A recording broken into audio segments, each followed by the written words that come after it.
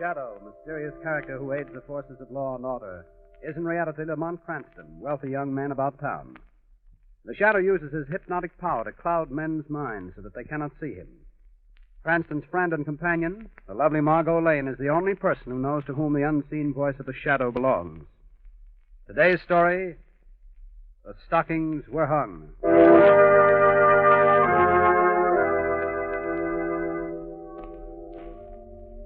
This is a story of Christmas time in a great city. Tonight, with Margot Lane and Lamont Cranston, we look in on the lives of the Grover family. Get out of here. Get out. You'll not get a cent of pay from me, Mr. Grover. Simon Jordan, you know my wife's dead and I have 2 children. And it's Christmas. I've got to. Get out before I...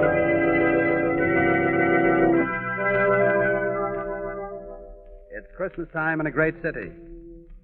As our scene opens, we find Margot and Lamont coming down on the elevator from Margot's apartment. Well, here's where we get out, Margot. Where now? Over to the club, Lamont, to pick up a Christmas basket of food to deliver. Good. Oh, look, Lamont, it's snowing. What do you think of that? I want to stop at the corner and see my friend Spike. Spike? Yes, Spike Grover. He's a newsboy. I always buy my papers from. Oh. There's Spike on the corner. Busy little man, isn't he? I always give him $5 for Christmas. In spite of all you've said about organized charity, giving one isolated newsboy $5. Oh, but Lamont, this is different. I should say it is different. It isn't even Spike. Paper, mister? Paper? Yes, a young lady would like a paper to cover her new hat. If you can call that Christmas tree ornament a hat. Where's Spike Grover? Spike's got family trouble. He's a pal of mine, Spike is. Tells me everything. He knows I can keep a secret. Family trouble? Well, it's very confidential. You see, Spike and his sister Janie, you see, they haven't got any mother. They only got a father. And you see, I don't tell anybody, but Spike's grandfather owned the Grover Importing Company. Wait a minute. You're way ahead of me. Now, look. Spike's grandfather owned the Grover Importing business, and Spike's name is Grover. So Spike and his father should own the Grover Importing business. And, well, it seems there's a fellow named Jordan worked for Spike's grandfather. And the way I figure it, this fellow Jordan put the snatch on the whole business. Did what? Lady, you wouldn't understand. I was just telling this gentleman here. As far as I can figure, this old miser named Jordan steals the whole business right out from under Spike's father's nose. So a couple of days ago, Jordan fired Spike's father from his own business, mind you. Ain't that awful? But where is Spike? And where's his father? Lady, if I knew that, I'd tell Spike. Well, where does he live? He lives in the old house down on South and 7th Street. What's your name, son? They call me Gabby. But you know, I could never figure out why. No? Well, Gabby, here's a Christmas present for you. Oh, thanks. Gee, thanks, mister. Merry Christmas, Gabby. And the same to you, lady. Bye. Well, you go over to your club and pick up the Christmas basket, Margot. I think I'll go down and see Spike and family. I'll pick you up at the club, Margot.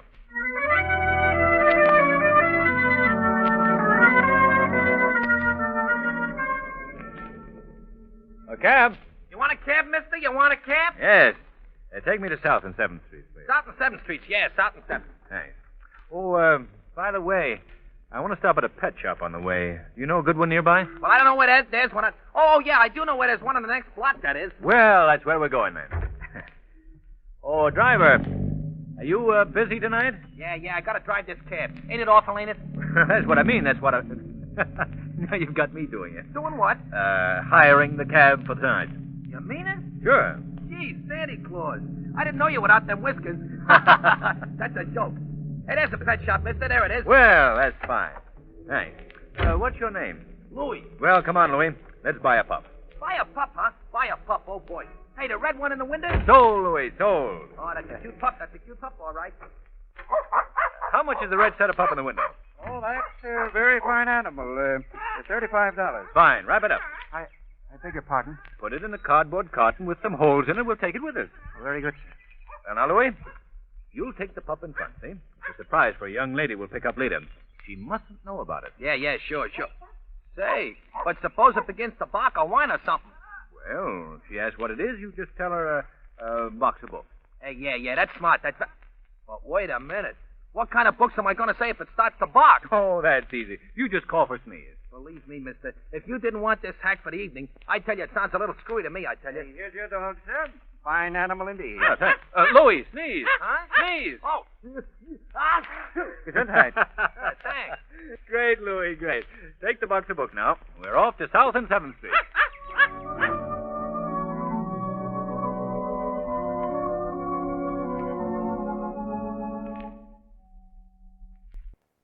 Well, Mother would be very mad if I didn't make these cookies just perfect for Daddy. Let me see. Here it is. Mother's recipe for Christmas cookies. 1 1/4 cups of flour. I've got that. 1 1/2 teaspoons vanilla. Maybe nobody'd notice if there's no vanilla in them. 1/3 cup of sugar. 1 egg. And 1/2 cup of butter. 1/2 cup of butter? I haven't even got half a cup of butter. Oh, I wanted so much to surprise Daddy. Well, that's no way to feel on Christmas Eve. What's the matter, Jamie? I haven't got hardly any butter. Well, we'll take care of that in a minute, Jamie. But I came here looking for your brother Kingsley. But I don't know where my brother is because he's looking for my father. And I don't know where my father is. Daddy hasn't been home for 2 whole days. Oh, easy, Jamie. Well, Kingsley says Daddy will be home for Christmas. I'm sure he will. But now Kingsley's gone. I haven't any butter, and Mother always makes such good Christmas cookies. Well, now look, Janie. I think this will give you all the butter you want and anything else you might need for your Christmas cookies. Oh, it's $5. You can't expect me to find your father and Kingsley if you don't have Christmas cookies ready for them when they come home. Will you really bring them home? I'll try, Janie. I'll try.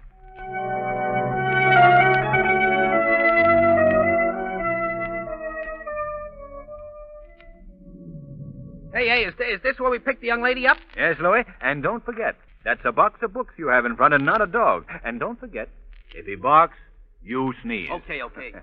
Well, there's Miss Lane now. Oh, Margot, been waiting long? Oh, no, Lamont. Whew, I just piled the snow on my best hat so I look like the spirit of Christmas. Oh, the sunshine. Did you deliver your last basket? Yes. What's that package you have in front, driver? Oh, I got a box of books. I got a box of books. Oh. Well, I thought you'd never get here. The South and 7th Streets, Louie. That's Spike's house, Margot.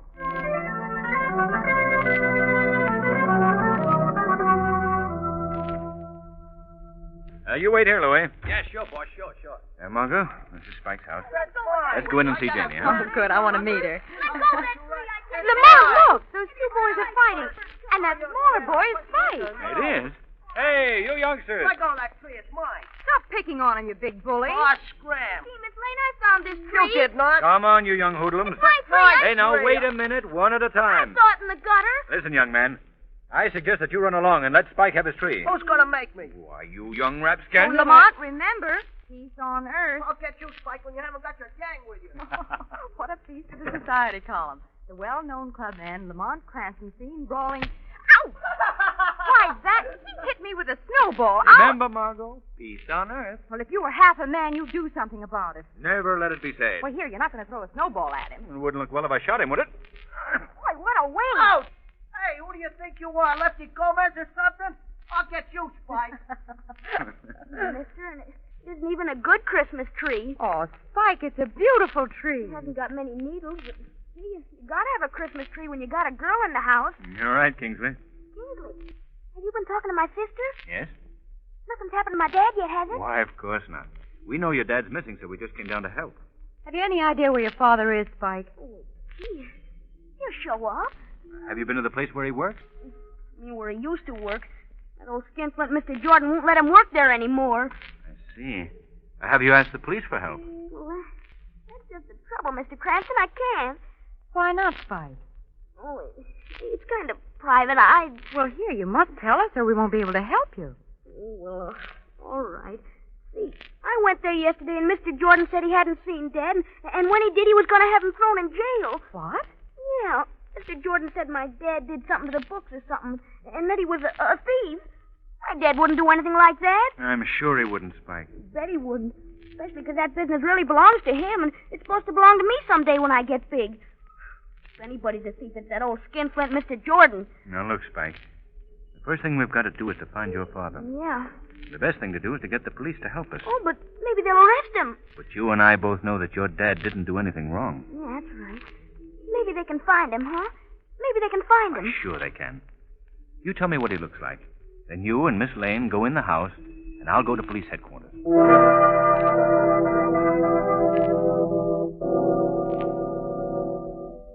Good evening, Sergeant Murphy. Well. Season's greetings to you, Mr. Cranston. Same to you.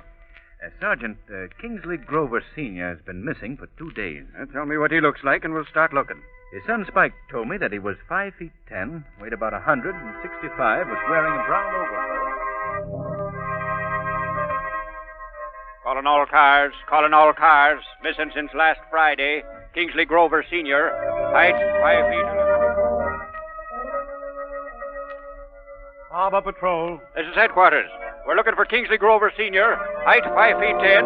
Weight 100. City morgue. Hello, cheerful. Headquarters calling. Merry Christmas. Have you got a stiff on ice about 5 feet 10, weight 100?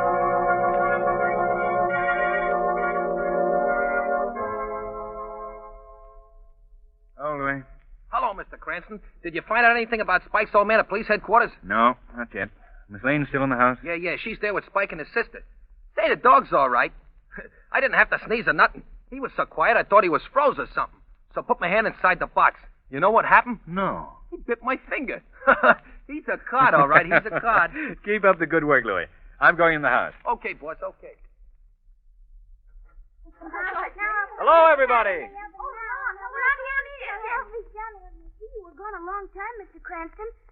The police find him? They'll get him soon, Spike. Don't be impatient now. No, I won't be impatient. Say, would it be bad if you and Miss Lane went into the other room for a minute? I want to talk to my sister. Do you mind? No, of course not, Spike. Come on with me, Lamont. All It'll right, only be Margot. a second. Take your time, Spike. Look at Janie. We'll find him in time for Christmas.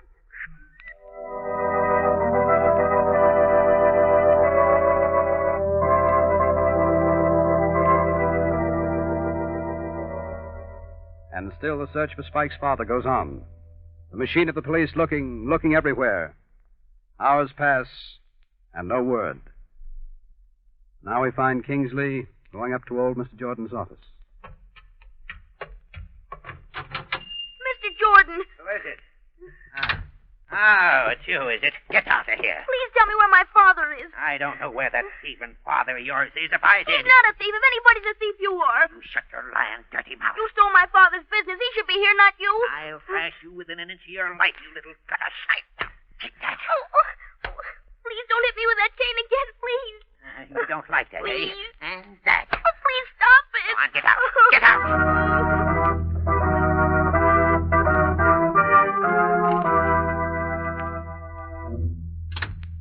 Spike, what's the matter? Kingsley, you're hurt. You poor kid. How did you get that red welt across your cheek? Mr. Jordan hit me with his cane. Oh, you poor child. Come here, I'll wash it out. Now we have to plan what we're going to do. Have you any suggestions, Spike? Only one, Mr. Cranston. What's that? Well, it sounds kind of silly, maybe even to try it, but you see, Dad and me, I mean, Dad and I, we always used to walk up the avenue on Christmas Eve. Oh, it stings a little, doesn't it? Sorry. Well, anyway, we'd look in the store windows and we'd see what we'd buy for ourselves and Janie and Mother when she was alive. We had all the money we wanted. I thought I'd walk up the avenue tonight and... Well, I guess it sounds kind of silly, but I would like to. That's a wonderful idea, Kingsley. And Margot, Yes, Lamont. why don't you go along and take a pencil and paper and write down all the things Spike would like for himself and his sister? We huh? never did that. No? Well, just think what fun you'd have. Talking it over with Janie afterwards if you had a list. Gee, that's right. Let's go. Oh, and you know, we might even run into Dad. Well, sure you might. Aren't you coming with us, Mr. Cranston? Well, yes, of course. I'll join you on the avenue, but first I want to get to police station again and check up. Oh. Janie? Yes, Kingsley? You better stay here and watch those cookies don't burn again. All right. I'll be with you in a little while.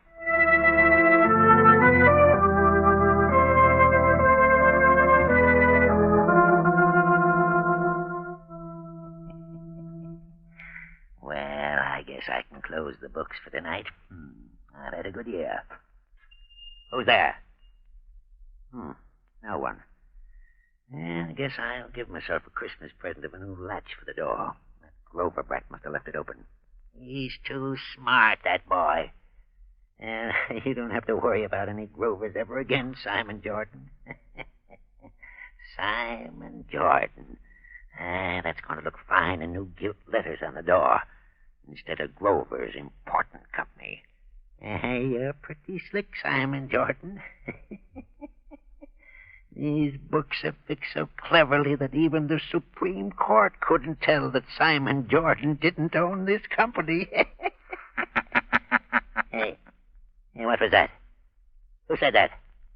No one said anything, Simon Jordan. I was just enjoying your joke with you. Where are you? I can hear your voice. Of course you can hear my voice, Simon Jordan. But you can't see me. I'm in the shadows.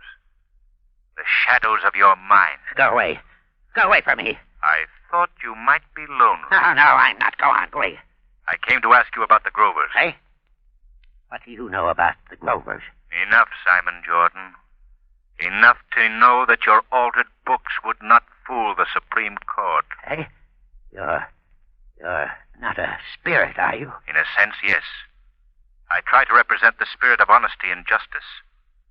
And when Simon Jordan beats a child with his cane, steals from the father of that child like a low, sneaking thief, then I must talk to Simon Jordan. I'm not a thief. No. I should not disgrace thieves by calling you one of them. Hey? You're a man too mean to be a thief, Jordan. Yeah.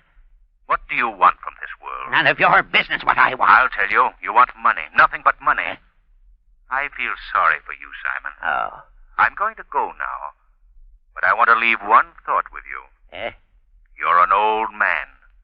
You don't have much longer to live. What? All your life's work is your money. It's rather an empty victory, isn't it? You're alone in the world. Your money doesn't do anyone any good, Simon Jordan. Eh? But you can rest easy in your shriveled soul because the Grovers will be taken care of. The shadow will take care of them. The shadow?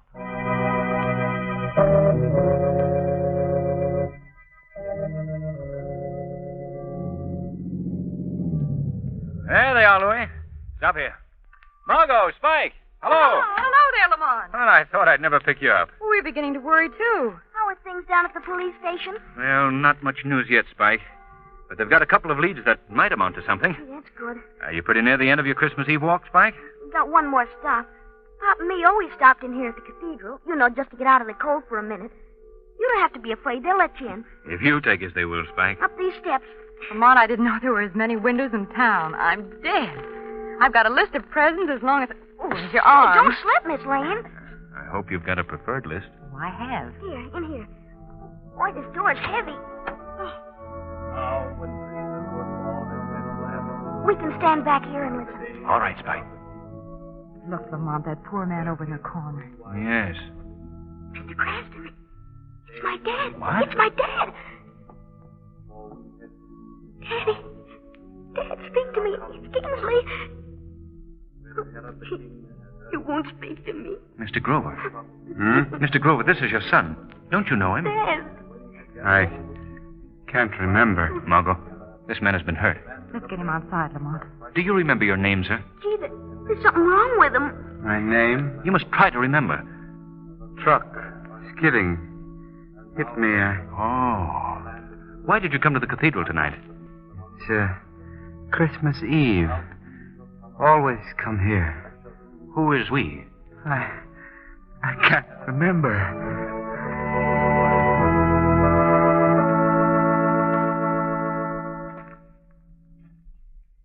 Louis, Miss Lane leave some packages with you? Did she leave some packages? Did she leave some? She dumped them in the back of the hack and went to the kids. He, Spike, was talking all the way down about your father's old man. Is that the kid's old man with you? Yes, he's in pretty good shape now. Oh, gee, that's the nuts. That certainly is. Now, Louis, don't forget to bring in those packages when I call you. All right, now, Mr. Grover. Just lean on me. You're still a little bit shaky. I know it. Now, watch the steps. I'm all right, thank you. Yeah, you're fine now. All right. You go first. Merry Christmas, children. Daddy! Pop! How is the lady of the house? Oh, just wonderful now that you're here. Oh, Daddy. And I make Christmas cookies, too. Fine, fine. And how about you, young man? How have you been behaving? I've been getting along all right. Where did you get that nasty welt across your cheek? You haven't been in a fight, have you, son? So I'll go. Oh, no, sir. It was only an accident. Mr. Jordan. What are you doing here?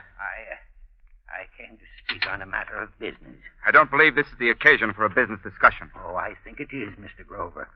In going over the books tonight, I found that a great and terrible mistake has been made. Huh? The Grover Importing Company has been making more money than I thought, and over half of it is rightfully yours as partner in the company.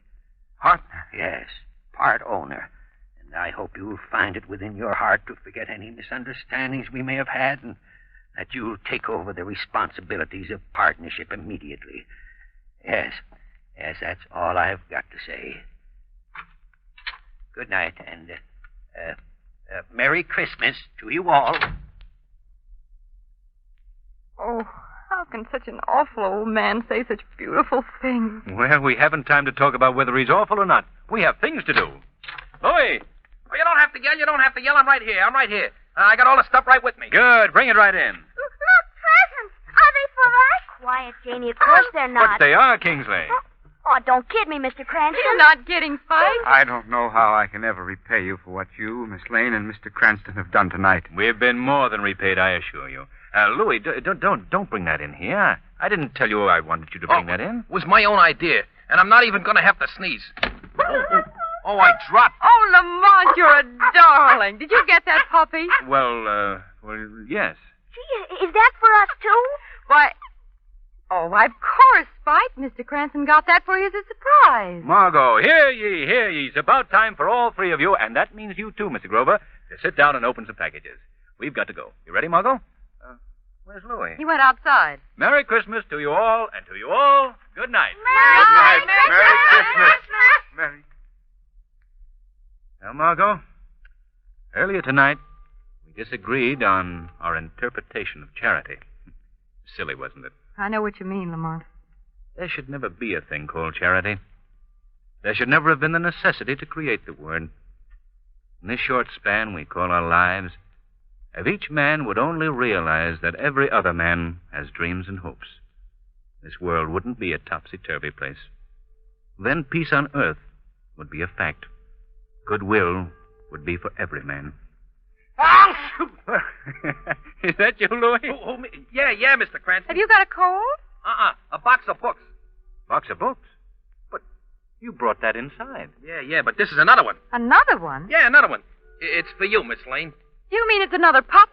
Yeah, it's my own idea. You see, when I went by the pet shop, and the other pup's brother was in the window, so I went in and I pet him on the head. You know what he done, Mr. Cranston? No. He bit my finger. Oh, he's a card. So I had to go and get him for Miss Lane. And I charged him to you, I did.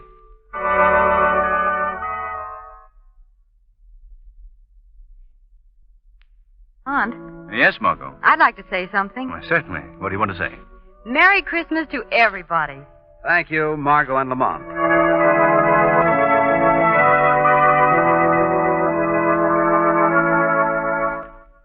Today's program is based on a story copyrighted by the Shadow magazine.